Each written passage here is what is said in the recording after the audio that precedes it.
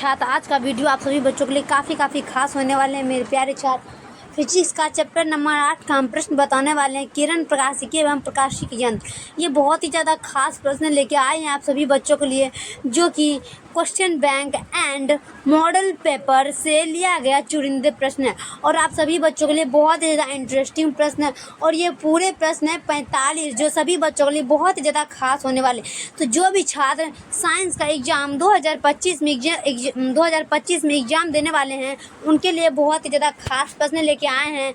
तो सबसे पहले मेरे प्यारे छात्र, जो भी छात्र मेरे इस चैनल पर नए होंगे, वो कृपया चैनल को लाइक ज़रूर कर देंगे और घंटी का बटन दबा करके चैनल को सब्सक्राइब जरूर कर लें, क्योंकि आने वाले नोटिफिकेशन सबसे पहले आप लोग के पास पहुंचे। और मैं बता दूं मेरे प्यारे छात्र कि आप लोग बिल्कुल भी घबराना नहीं है, क्योंकि ये प्रश्न आप लोग को, ऐसा प्रश्न हम लेके आए हैं, ये प्रश्न आप लोग को एग्जाम हॉल में ज़रूर पूछे जाएंगे।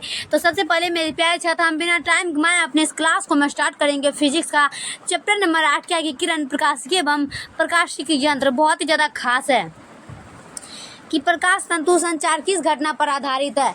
प्रकाश तंतु संचार किस घटना पर आधारित है? संपूर्ण आंतरिक परावर्तन। ऑप्शन नंबर ए लगाएंगे। सभी छात्र अपने कॉपी में नोट करते जाएं, ऑप्शन नंबर ए। चलिए अगला देख लेते हैं हम 2 का, कि एक वस्तु के 3 प्रतिबिंब प्राप्त करने के लिए 2 समतल दर्पण को डैश कोण झुकाकर रखना होता है। कि एक वस्तु के 3 प्रतिबिंब प्राप्त करने के लिए 2 समतल दर्पण को डैश कोण झुकाकर रखना होता है। 2 का आंसर होगा ऑप्शन नंबर बी, 90 डिग्री। क्या होगा? 90 डिग्री। यहाँ पर हो जाएगा 90 डिग्री। ऑप्शन नंबर बी लगाएंगे। नेक्स्ट प्रश्न देख लेते हैं 3 का, कि किसी दर्पण में वस्तु का प्रतिबिंब हमेशा छोटा एवं आभासी दिखाई देता है। देखिए मेरे प्यारे छात्र, ये ऐसा प्रश्न है जो आप लोग को सब्जेक्टिव में भी देखने को मिलेगा। तो ये ऑब्जेक्टिव है और सभी बच्चा को सब्जेक्टिव में भी देखने के लिए मिलेगा। तो क्या है कि किसी दर्पण में वस्तु का प्रतिबिंब हमेशा छोटा एवं आभासी दिखाई देता है। उत्तल दर्पण में क्या हो जाएगा? उत्तल दर्पण। ऑप्शन नंबर बी लगाएंगे। चलिए अगला देखेंगे हम 4 का, कि तरंगदैर्घ्य के बढ़ने के साथ अपवर्तनांक का मान क्या होता है। कि तरंगदैर्घ्य के बढ़ने के साथ अपवर्तनांक का मान क्या होता है? घट जाता है। क्या हो जाएगा? ऑप्शन नंबर ए लगाएंगे, घट जाता है। चलिए नेक्स्ट प्रश्न देख लेते हैं हम 5 का, कि एक पतले लेंस को जब 1.6 अपवर्तनांक वाले द्रव में डुबाया जाता है तब लेंस नहीं दिखाई पड़ता है। कि एक पतले लेंस को जब 1.6 अपवर्तनांक वाले द्रव में डुबाया जाता है तब लेंस नहीं दिखाई पड़ता है। लेंस का अपवर्तनांक क्या होगा? 5 का आंसर होगा ऑप्शन नंबर डी, अनंत। क्या हो जाएगा? अनंत। ऑप्शन नंबर डी लगाएंगे, अनंत। चलिए अगला देख लेंगे हम 6 का, 2 समतल दर्पण के बीच में एक वस्तु को रखा गया है। यदि दर्पणों के बीच का कोण 60 डिग्री हो तो महत्तम प्रतिबिंबों की संख्या क्या होगी? कि 2 समतल दर्पण के बीच में एक वस्तु को रखा गया है। यदि दर्पणों के बीच का कोण 60 डिग्री हो तो महत्तम प्रतिबिंबों की संख्या क्या होगी? 6 का आंसर होगा ऑप्शन नंबर सी, 5। क्या हो जाएगा? 5। ऑप्शन नंबर सी लगाएंगे। चलिए अगला देख लेंगे हम 7 का, इनमें से किस जोड़े के लिए क्रांतिक कोण न्यूनतम होगा? इनमें से किस जोड़े के लिए क्रांतिक कोण न्यूनतम होगा? 7 का आंसर होगा ऑप्शन नंबर सी, कांच हवा। क्या होगा? कांच हवा। Option number C. चलिए 8 का, कि प्रकाश हवा से संचार में प्रवेश करती है, इसका तरंगदैर्घ्य क्या होता है? कि प्रकाश हवा से कांच में प्रवेश करती है, इसका तरंगदैर्घ्य क्या होता है? 8 का आंसर होगा ऑप्शन नंबर बी, घटता है। क्या होगा? घटता है। ऑप्शन नंबर बी लगाएंगे। चलिए अगला देख लेंगे हम 9 का, कि माइनस 1.5 डायोप्टर एवं प्लस 2.5 डायोप्टर क्षमता के 2 लेंस संपर्क में रखे गए हैं। इस संयोजक की फोकस दूरी क्या होगी? कि माइनस 1.5 डायोप्टर एवं प्लस 2.5 डायोप्टर क्षमता के 2 लेंस संपर्क में रखे गए हैं। इस संयोजक की फोकस दूरी क्या होगी? 9 का आंसर हो जाएगा ऑप्शन नंबर ए, 1 m। क्या होगा? 1 m। ऑप्शन नंबर ए। चलिए 10 का, एक खगोलीय दूरबीन की लंबाई 16 सेंटीमीटर है और इसकी आवर्धन क्षमता 3 है। लेंसों की फोकस दूरियां क्या होगी? कि एक खगोलीय दूरबीन की लंबाई 16 सेंटीमीटर है और इसकी आवर्धन क्षमता 3 है। लेंसों की फोकस दूरियां क्या होगी? 10 का आंसर होगा option number A, 4 centimetre, 12 centimetre. Option number A लगाएंगे, 4 सेंटीमीटर और 12 सेंटीमीटर। चलिए अगला देखेंगे हम 11 का, एक गोलीय दर्पण को पानी में डुबाया जाता है, इसकी फोकस दूरी क्या होगी? कि एक गोलीय दर्पण को पानी में डुबाया दिया जाता है, इसकी फोकस दूरी क्या होगी? ऑप्शन नंबर सी लगाएंगे, अचर रहेगी। क्या होगा? अचर रहेगी। ऑप्शन नंबर सी लगाएंगे। चलिए अगला देख लेते हैं हम 12 का कि एक प्रकाश किरण कांच अपवर्तनांक 5-5/3 से पानी में अपवर्तनांक 4/3 में जा रही है। क्रांति कोण क्या होगा? कि एक प्रकाश किरण कांच अपवर्तनांक -5/3 से पानी में अपवर्तनांक 4/3 में जा रही है। क्रांति कोण क्या होगा? 12 का आंसर होगा option number B, sin -1 4/5। sin -1 4/5 option number B. चलिए 13 का किस रंग का तरंग दैर्घ्य सबसे कम होता है? किस रंग का तरंग दैर्घ्य सबसे कम होता है? बैगनी। ऑप्शन नंबर डी लगाएंगे, बैगनी। चलिए अगला देख लेंगे हम 14 का कांच के लिए किस रंग का अपवर्तनांक अधिक होता है? कांच के लिए किस रंग का अपवर्तनांक अधिक होता है? 14 का आंसर होगा ऑप्शन नंबर डी, बैगनी। क्या हो जाएगा? ऑप्शन नंबर डी लगाएंगे, बैगनी। यहाँ पर लिखा गया है बैगनी। चलिए अगला देख लेंगे हम 15 का किस रंग का तरंग दैर्घ्य सबसे अधिक होता है? किस रंग का तरंग दैर्घ्य सबसे अधिक होता है? लाल। ऑप्शन नंबर ए लगाएंगे, लाल। चलिए अगला देख लेंगे हम 16 का यू अपवर्तनांक वाले पतले प्रिज्म का न्यूनतम विचलन कौन होता है? कि यू अपवर्तनांक वाले पतले प्रिज्म का न्यूनतम विचलन कौन मान होता है? ऑप्शन नंबर बी लगाएंगे, U-A/A। Option number B. चलिए अगला देखेंगे हम 17 का प्रिज्म से होकर गुजरने वाली श्वेत प्रकाश का न्यूनतम विचलित अवयव होता है। कि प्रिज्म से होकर गुजरने वाली श्वेत प्रकाश का न्यूनतम विचलित अवयव होता है। 17 का आंसर होगा ऑप्शन नंबर ए, लाल। क्या होगा? ऑप्शन नंबर ए लगाएंगे, लाल। चलिए 18 का एक उत्तल लेंस अपवर्तनांक 1.5 को पानी में अपवर्तनांक 1.33 में डुबाया जाता है तो इसका सामर्थ्य क्या होता है? कि एक उत्तल लेंस अपवर्तनांक 1.5 को पानी में अपवर्तनांक 1.33 में डुबाया जाता है तो इसका सामर्थ्य क्या होता है? 18 का आंसर होगा ऑप्शन नंबर बी, घट जाता है। ऑप्शन नंबर बी लगाएंगे, घट जाता है। चलिए अगला देख लेंगे हम 19 का तरंग दैर्घ्य का मान बढ़ने से अपवर्तनांक का मान क्या होता है? तरंग दैर्घ्य का मान बढ़ने से अपवर्तनांक का मान क्या होता है? 19 का आंसर होगा ऑप्शन नंबर बी, घट जाता है। ऑप्शन नंबर बी लगाएंगे, घट जाता है। चलिए अगला देख लेंगे हम 20 का 2 डायोप्टर और 3.5 डायोप्टर के लेंस संपर्क में हो तो संयोग की क्षमता क्या होती है? कि 2 डायोप्टर और -3.5 डायोप्टर के लेंस संपर्क में है तो संयोग की क्षमता क्या होगी? 20 का आंसर होगा option number B, -5 dioptre. Option number B लगाएंगे, -1.5 डायोप्टर। चलिए 21 का प्रकाश की किरण विचलित नहीं होती है। प्रकाश की किरण विचलित नहीं होती है आयताकार पट्टियों को समांतर सतहों पर अपवर्तित होकर निकलने पर। कि आयताकार पट्टियों को समांतर सतहों पर अपवर्तित होकर निकलने पर। ऑप्शन नंबर डी लगाएंगे। चलिए अगला देख लेंगे हम 22 का लेंस की शक्ति का मात्रा क्या होता है? ऑप्शन नंबर सी लगाएंगे, डायोप्टर। क्या हो जाएगा? Option number C, dioptre. चलिए तो इसका 10 सेंटीमीटर फोकस दूरी के उत्तल लेंस की क्षमता क्या होगी? 10 सेंटीमीटर फोकस दूरी के उत्तल लेंस की क्षमता क्या होगी? तो इसका आंसर होगा option number B, +10 dioptre. Option number B लगाएंगे, +10 डायोप्टर। चलिए 24 का एक रंग दोष युक्त नेत्र इन रंगों के विभेद नहीं कर सकता है। कि एक रंग दोष युक्त नेत्र इन रंगों के विभेद नहीं कर सकता है। ऑप्शन नंबर डी लगाएंगे, लाल एवं पीला। क्या होगा? लाल एवं पीला। ऑप्शन नंबर डी लगाएंगे। चलिए अगला देखेंगे हम 25 का जब लाल फूल को किसी हरे कांच के टुकड़े द्वारा देखा जाता है तो वह प्रतीत डैश होता है। जब लाल फूल को किसी हरे रंग के कांच के टुकड़े पर देखा जाता है तो वह प्रतीत डैश होता है।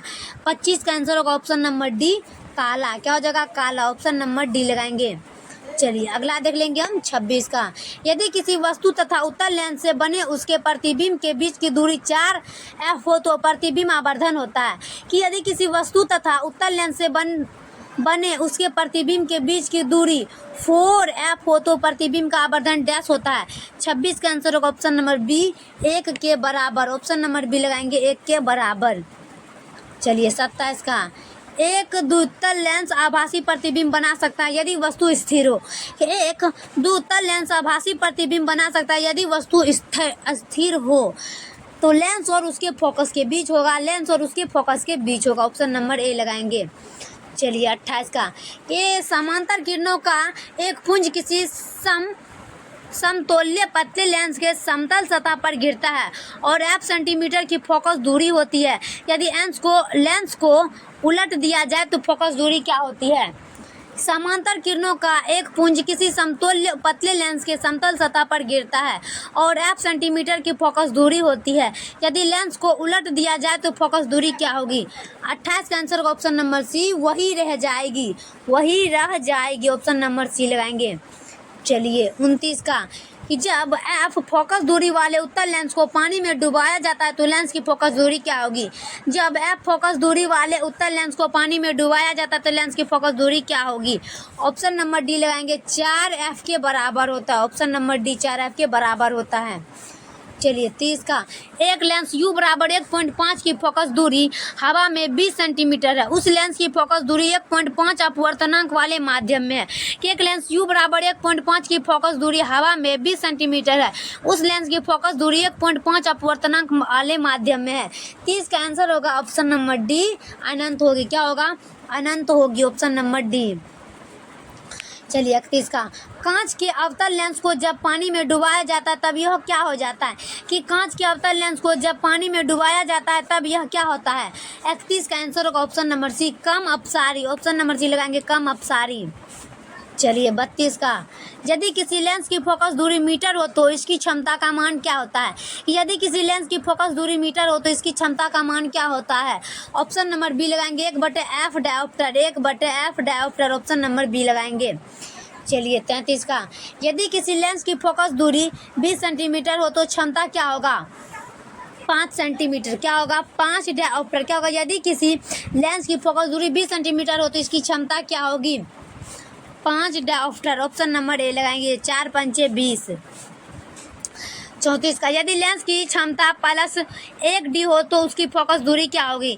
यदि लेंस की क्षमता +1d हो तो उसकी फोकस दूरी क्या होगी? ऑप्शन नंबर ए लगाएंगे, 1 metre. Option number A 1 metre. चलिए 35 यदि समान फोकस दूरी के दो अभिसारी लेंस एक दूसरे के संपर्क में रखे हों तब संयोग की फोकस दूरी डैश होती है। यदि समान फोकस दूरी के दो अभिसारी लेंस एक दूसरे के संपर्क में रखे हों तब संयोग की फोकस दूरी डैश होती है। 35 का आंसर होगा option number C f/2। Option number C लगाएंगे, f/2। चलिए 36 का 3 लेंस जिनकी फोकस दूरी 20 सेंटीमीटर 30 सेंटीमीटर और 60 सेंटीमीटर एक दूसरे से सटे रहे, इस संयोजक की फोकस लंबाई क्या होगी? कि 3 लेंस जिनकी फोकस दूरी 20 सेंटीमीटर -30 सेंटीमीटर और 60 सेंटीमीटर है, एक दूसरे से सटे रखें, इस संयोजक की फोकस लंबाई क्या होगी? 36 का आंसर होगा option number B, 30 centimetre. Option number B लगाएंगे, 30 सेंटीमीटर। 37 का दो उत्तल लेंस जो एक दूसरे के संपर्क में हैं का समतुल्य लेंस क्या होता है? दो उत्तल लेंस जो एक दूसरे के संपर्क में है का तुल्य लेंस क्या होता है? 37 का आंसर होगा ऑप्शन नंबर ए, उत्तल। ऑप्शन नंबर ए लगाएंगे, उत्तल। चलिए अगला देख लेते हैं हम 38 का ऑप्टिकल फाइबर किस सिद्धांत पर काम करता है? कि ऑप्टिकल फाइबर किस सिद्धांत पर काम करता है? पूर्ण आंतरिक परावर्तन। पूर्ण आंतरिक परावर्तन। ऑप्शन नंबर डी लगाएंगे। चलिए 39 का कि दो लेंस जिनकी क्षमता -15 डायोप्टर तथा +5 डायोप्टर हो तो संयुक्त करने पर संयोजन की फोकस दूरी क्या होगी?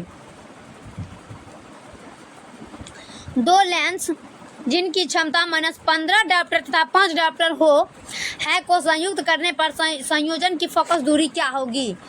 -10 सेंटीमीटर। ऑप्शन नंबर ए लगाएंगे, -10 सेंटीमीटर। और ये प्रश्न आप लोग को 100% पूछेंगे एग्जाम हॉल में। चलिए 40 का सूक्ष्मदर्शी एवं दूरदर्शी दोनों में से किसके लेंसों की फोकस दूरियों में अधिक अंतर होता है? कि सूक्ष्मदर्शी एवं दूरदर्शी दोनों में से किसके लेंसों की फोकस दूरियों में अधिक अंतर होगा? देखिए मेरे प्यारे छात्र, ये प्रश्न तो आप लोग को 100% पूछेंगे और ये प्रश्न आप लोग को दिमाग में एडजस्ट करके रखना है कि ये प्रश्न को घुमा फिरा को आप लोग को पूछेंगे। बहुत ही ज्यादा खास प्रश्न है, तो इसका आंसर लगा देंगे हम दूरदर्शक। क्या होगा? दूरदर्शक। ऑप्शन नंबर ए लगाएंगे, दूरदर्शक। 41 का एक संयुक्त सूक्ष्मदर्शी के अभिदृश्य लेंस से बना प्रतिबिंब क्या होता है? कि एक संयुक्त सूक्ष्मदर्शी के अभिदृश्य लेंस से बना प्रतिबिंब क्या होता है? 41 का आंसर हो जाएगा ऑप्शन नंबर सी, वास्तविक व बड़ा। वास्तविक व बड़ा। ऑप्शन नंबर सी लगाएंगे। चलिए 42 का एक उत्तल लेंस को ऐसे द्रव में डुबाया जाता है जिसका अपवर्तनांक लेंस के पदार्थ के अपवर्तनांक के बराबर हो तो लेंस की फोकस दूरी क्या होगी। कि एक उत्तल लेंस को ऐसे द्रव में डुबाया जाता है जिसका अपवर्तनांक लेंस के पदार्थ के अपवर्तनांक के बराबर हो तो लेंस की फोकस दूरी क्या होगी। 42 का आंसर होगा ऑप्शन नंबर बी, अनंत होगी। क्या होगा, अनंत होगी। ऑप्शन नंबर बी लगाएंगे। चलिए अगला देखेंगे हम 43 का। दूर दृष्टि दोष को दूर करने के लिए प्रयुक्त लेंस होता है कि दूर दृष्टि दोष को दूर करने के लिए प्रयुक्त लेंस का क्या होता है। 43 का आंसर होगा ऑप्शन नंबर ए, उत्तल लेंस का दूर दृष्टि दोष में प्रयोग किया जाता है। चलिए 44 का। कि किसी प्रिज्म पर एक वर्ण प्रकाश के आपतित होने पर निम्न में से कौन सी घटना होती है। कि किसी प्रिज्म पर एक वर्ग प्रकाश के आपतित होने पर निम्न में से कौन सी घटना होती है। 44 का आंसर होगा ऑप्शन नंबर बी, विचलन। ऑप्शन नंबर बी लगाएंगे, विचलन। चलिए 45 का लास्ट प्रश्न 45 कि मानव नेत्र का विभेदन क्षमता मिनट में होता है। कि मानव नेत्र का विभेदन क्षमता मिनट में होता है 1/2 ऑप्शन नंबर डी। तो फाइनली मेरे प्यारे छात्र, मेरा वीडियो कैसा लगे कमेंट बॉक्स में जरूर बताइएगा। तब तक के लिए हम नेक्स्ट वीडियो में मिलते हैं। जय हिंद, जय भारत।